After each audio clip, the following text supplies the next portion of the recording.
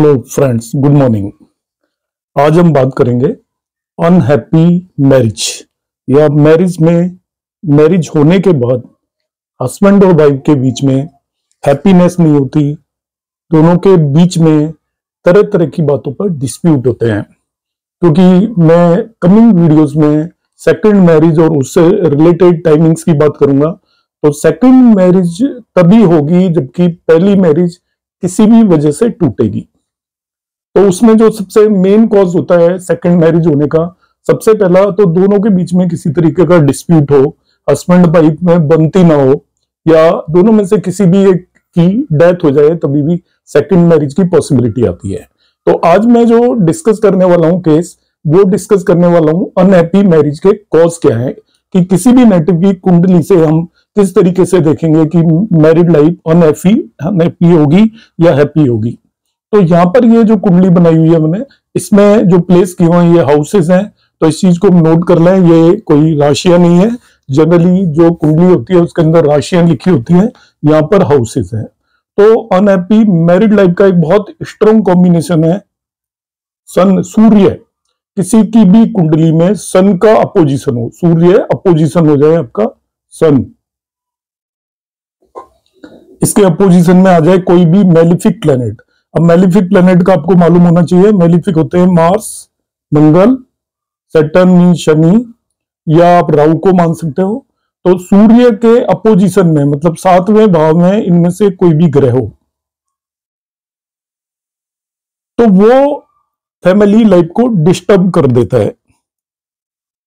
और यदि जो ये malefic by the way seventh Lord हो, इस भाव का स्वामी यदि मेलिफिक होकर सन के अपोजिशन में आ जाए, सातवें भाव का स्वामी मेलिफिक होकर सन के अपोजिशन में आ जाए, जैसे सपोज यहां पर ये सातवां भाव है, यहां पर कोई भी राशि है, सपोज 11 राशि है, तो इसका स्वामी हो गया सैटर्न शनि, और सन इस पर्टिकुलर हाउस में आ गया और सैटर्न यहां पर आ गया। तो सूर्य के अपोजिशन में एक मेलिफिक प्लेनेट आ गया और वो सातवें भाव का स्वामी भी है, तो वो फैमिली लाइफ को पूरी तरीके से डिस्टर्ब कर देगा। This the first one of very strong combination. जब भी सूर्य के अपोजिशन में कोई भी अशुभ ग्रह है, वो भी फैमिली लाइफ को डिस्टर्ब करता है। अपोजिशन का मतलब यहाँ पे सातवां भाव है, मैं दृष्टि की बात नहीं कर रहा हूं। और या फिर वो जो मेलिफिक यदि सातवें भाव का स्वामी भी है, लॉर्ड भी है, तब तो वो बिल्कुल ही फैमिली लाइफ को डिस्टर्ब कर देगा। दूसरी क्वेश्चन मैं फिर दे रहा हूं, जितने भी ज्योतिष में कॉम्बिनेशंस होते हैं वो सेम टू सेम हमेशा अप्लाई नहीं होते, कुंडली टू कुंडली वेरी करते हैं। मगर हम एक आइडिया लगा सकते हैं कि ये पॉसिबिलिटी है। आपको यदि एग्जैक्ट देखना है तो किसी भी अच्छे एस्ट्रोलॉजर से अपनी कुंडली का एनालिसिस करा के ही कोई कंक्लूजन निकालें। आप रफली देखना चाहते हैं, अंदाजा लगाना चाहते हैं, तो इन कॉम्बिनेशंस के बेस पर आप लगा सकते हैं। दूसरा है आपका सन के अपोजिशन में, सन का ही कॉम्बिनेशन है, इसके अपोजिशन में चंद्रमा या मून आ जाए। सन के अपोजिशन में मून आता है पूर्णमासी वाले दिन। तो जिन भी नेटिव की बर्थ पूर्णमासी वाले दिन होती है, या सन से चौथे, सातवें या 10वें भाव के अंदर चंद्रमा हो, जैसे सन यहां पर मैंने प्लेस किया था, तो इससे चौथा भाव यह है, सातवां भाव यह है, 10वां भाव यह है, इनमें चंद्रमा आ जाए तभी भी मैरिड लाइफ के अंदर डिस्प्यूट होंगे। और यदि सूर्य के अपोजिट चंद्रमा हो, जैसे सूर्य मैंने यहाँ पे प्लेस किया है, चंद्रमा या मून यहाँ पर आ जाए, तो मैरिड लाइफ में डिस्टर्बेंस होंगे। यदि वो चौथे और 10वें भाव में भी आ जाए तो डिस्टर्बेंसेस होंगे। सबसे ज्यादा डिस्टर्बेंसेस जब होंगे जब सूर्य और चंद्रमा के बीच में अपोजिशन हो। तो पूर्णमासी के दिन सूर्य और चंद्रमा दोनों एक दूसरे से विपरीत या अपोजिट भाव में होते हैं, वो भी मैरिड लाइफ को डिस्टर्ब करते हैं। ये दूसरा कॉम्बिनेशन है।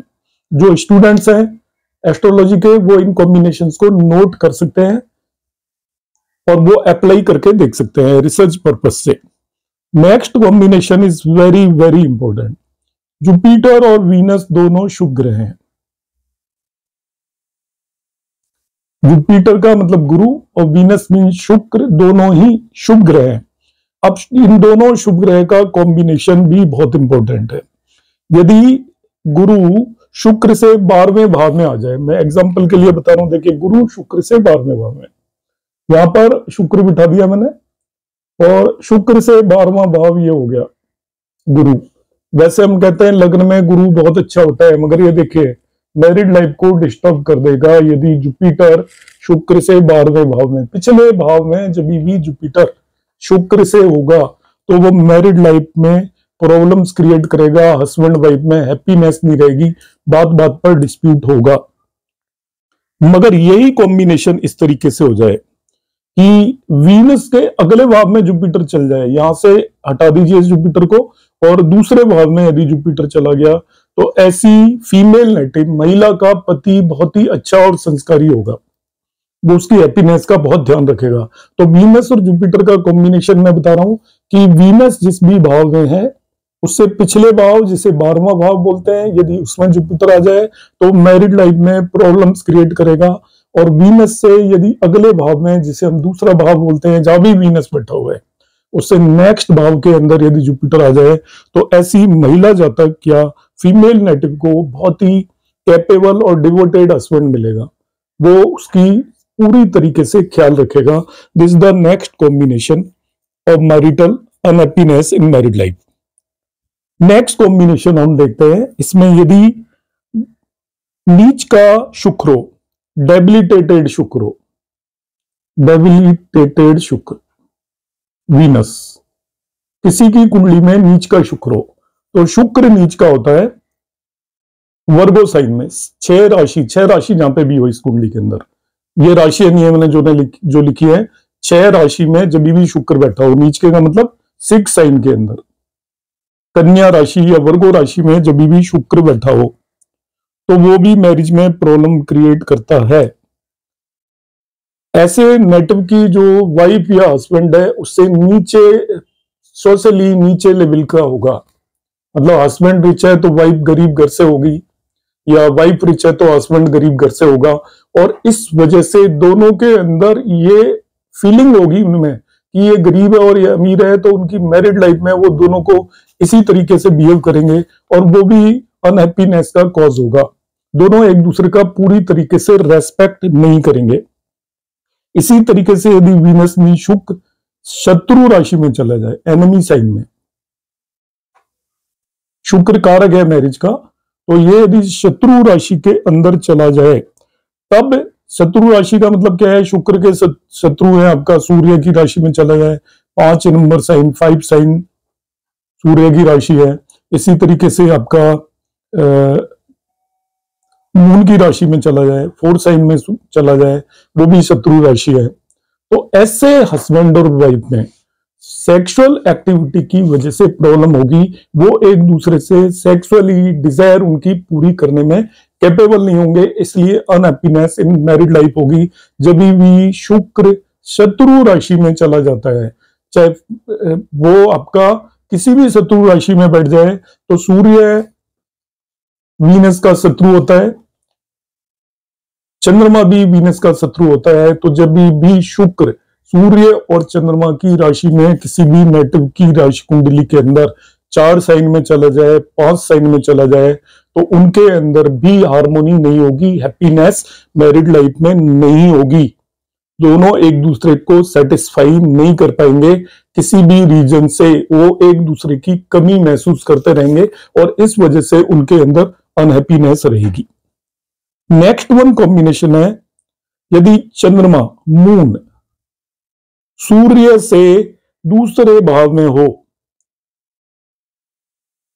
सेकंड हाउस, मून जब भी सेकंड हाउस में हो सूर्य से, और शुक्र से 12वें भाव में हो, ऐसा कॉम्बिनेशन बन जाए। तो मैं कॉम्बिनेशन समझाता हूं। सपोज मून यहां पर बिठा दिया हमने और शुक्र यहां पर बिठा दिया, तो मून वीनस से 12वें भाव में हो, जैसे जुपिटर वीनस से 12वें भाव में अच्छा रिजल्ट नहीं दे रहा था, तो चंद्रमा भी शुक्र से 12वें भाव में हो मगर वो सूर्य से दूसरे भाव में हो। इसका मतलब चंद्रमा सूर्य और शुक्र के बीच में आ गया, दोनों के बीच में आ गया, एक तरीके से इसको कर्करी बोलते हैं। तो जब भी चंद्रमा सूर्य और वीनस के बीच में, मगर बीच में होने में ध्यान रखना है, सूर्य 12वें भाव में होना चाहिए और शुक्र दूसरे भाव में होना चाहिए चंद्रमा से, तभी भी वो मैरिड लाइफ में डिस्टर्बेंस क्रिएट करेगा। When sun is in 12th house and Venus is in 2nd house from moon, it will create problem in married life. कोई भी हैप्पीनेस नहीं होगी जब भी इन दोनों के बीच में जब भी चंद्रमा आ जाएगा, कहीं पे भी बैठा हो, चाहे वो यहाँ पर आपने चंद्रमा बिठाया तो सन यहाँ पे होना चाहिए, वीनस यहाँ पे होना चाहिए, सूर्य उससे पिछले भाव में और आपका शुक्र उससे अगले भाव में होगा, तभी भी मैरिड लाइफ में डिस्कोर्स होगा या डिस्प्यूट होगा।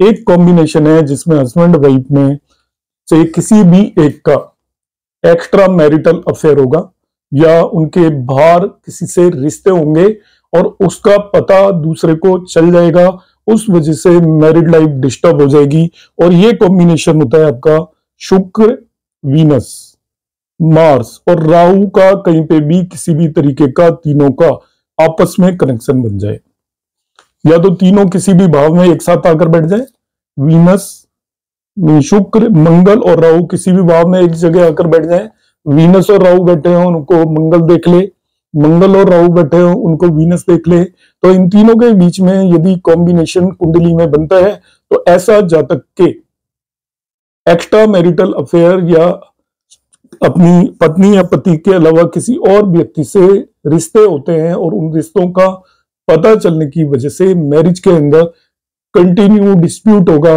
और मैरिज टूट भी जाती है। नेक्स्ट वन कॉम्बिनेशन की हम बात करेंगे, चंद्रमा और शुक्र, मून और वीनस यदि कुंडली में एक दूसरे से 7वें भाव में हो, अपोजिशन में हो, मैंने सपोज यहाँ पे वीनस रखा तो उसके अपोजिट 7वें भाव के अंदर यदि चंद्रमा चला गया, या चंद्रमा चंद्र कुंडली के 7वें भाव में, हम ऐसा कह सकते हैं शुक्र यदि बैठा हो, चंद्र कुंडली के 7वें भाव में शुक्र बैठा हो, चंद्र कुंडली बनाओगे तो उसके 7वें भाव में शुक्र बैठा होगा। तो चंद्र कुंडली के 7वें भाव में शुक्र कारक होता है मैरिज का, यदि चंद्र कुंडली के 7वें भाव में चला जाए तो भी उन दोनों के बीच में हैप्पीनेस नहीं होगी। मतलब शुक्र इन 7th house from the moon, यदि चंद्र कुंडली नहीं समझ में आती है तो आपकी जो लग्न कुंडली है उसमें चंद्रमा की स्थिति देखिए, उसके 7वें भाव में यदि शुक्र बैठा हुआ है तो ये भी हैप्पीनेस के लिए, मैरिड लाइफ के लिए अच्छा नहीं है।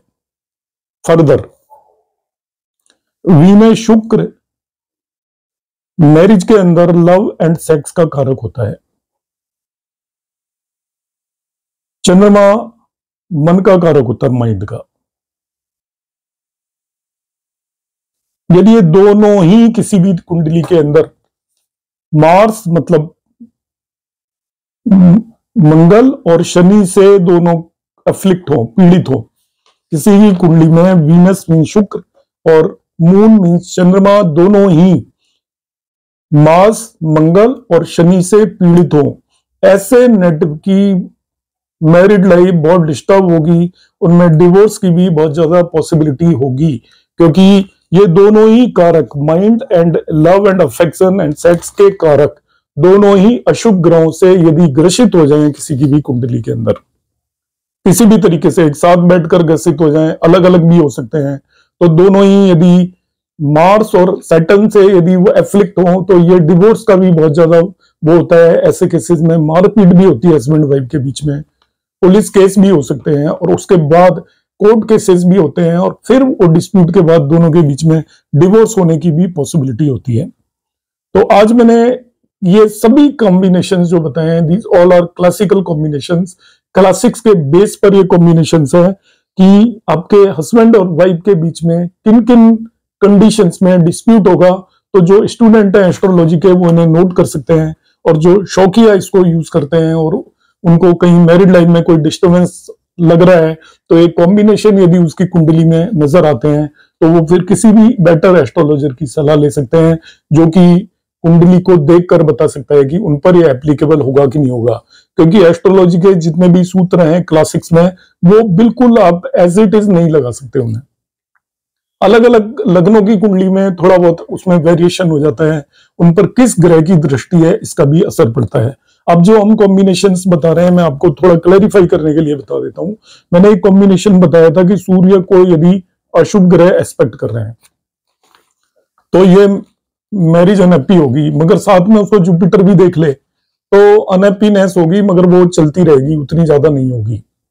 कोई चीज शुभ ग्रह की दृष्टि पड़ जाएगी तो वो थोड़ा असर उतना ज्यादा नहीं होगा। तो वो हमें हर एक केस में एक इंडिविजुअल की कुंडली के बेस पर डिसाइड करना होता है। जो भी कॉम्बिनेशन हम यहाँ पर डिस्कस करते हैं वो आप एक आइडिया लगाना चाहते हो किसी की भी कुंडली में, सरसरी नजर से देखना चाहते हो तो इन कॉम्बिनेशन को आप लगा सकते हैं। मगर आपको एक्यूरेट एनालिसिस कराना है तो आपको इंडिविजुअल कुंडली किसी एस्ट्रोलॉजर को दिखानी पड़ेगी या आपको एस्ट्रोलॉजी सीखनी पड़ेगी।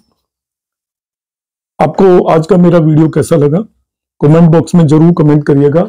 यदि चैनल सब्सक्राइब नहीं किया है तो आप चैनल सब्सक्राइब कर लें और अपने कमेंट जरूर दें। मुझे आपकी क्या सलाह है उसका मुझे हमेशा इंतजार रहता है। आपको किस तरीके के वीडियो चाहिए, किस टॉपिक पर चाहिए, मैं उसी टॉपिक पर वीडियो बनाने की कोशिश करूंगा। आप सभी लोगों का धन्यवाद। नमस्कार। जय श्री राम।